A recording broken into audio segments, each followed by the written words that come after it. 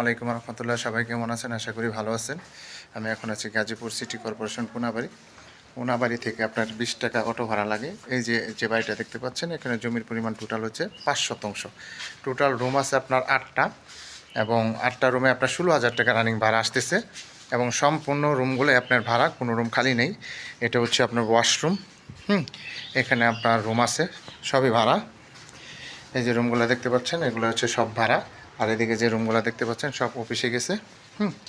এই বাড়িটা আপনার আর্জেন্ট বিক্রি করা হবে, একবার কম বাজেটে এই বাড়িটা বিক্রি করা হবে। যারা নেবেন তারা দ্রুত যোগাযোগ করবেন। হোয়াটসঅ্যাপ নাম্বার দেওয়া থাকবে, অবশ্যই স্ক্রিনশট দেবেন, বিস্তারিত জানতে পারবেন। এই যে মিটার নামানোর জন্য আবেদন করা আছে।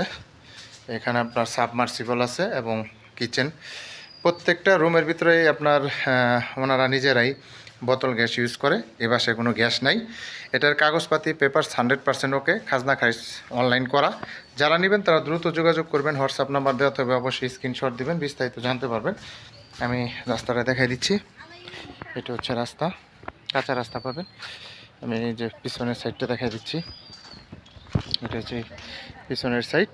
আশেপাশে ঘনবসতি আছে এবং মোটামুটি ভাড়াও চলে। এটা কিন্তু অলরেডি সেনশন করা, রাস্তা সেনশন করা। আপনার পরবর্তীতে কাজ হলেই কাজ হয়ে যাবে। এখান থেকে আপনার মেন রোডটা হচ্ছে আপনার 2-3 মিনিট হেঁটে গেলে মেন রোড পাবেন। এটা হলো বাড়ির সামনে ফ্রন্ট সাইড। আর এখানে আরেকটা দোকান আছে, আমি দোকান দেখাই দিচ্ছি। এটা হচ্ছে দোকান। রুম হচ্ছে 8টা এবং দোকান একটা, টোটাল 9টা। আশেপাশে মিনি গার্মেন্টস আছে। এই যে এটা হচ্ছে মিনি গার্মেন্টস। এখান থেকে 2-3 মিনিট লাগে মেন রোড। আশেপাশে ঘনবসতি। যারা নেবেন তারা দ্রুত যোগাযোগ করবেন। হোয়াটসঅ্যাপ নাম্বার দেওয়া থাকবে, অবশ্যই স্ক্রিনশট দিবেন।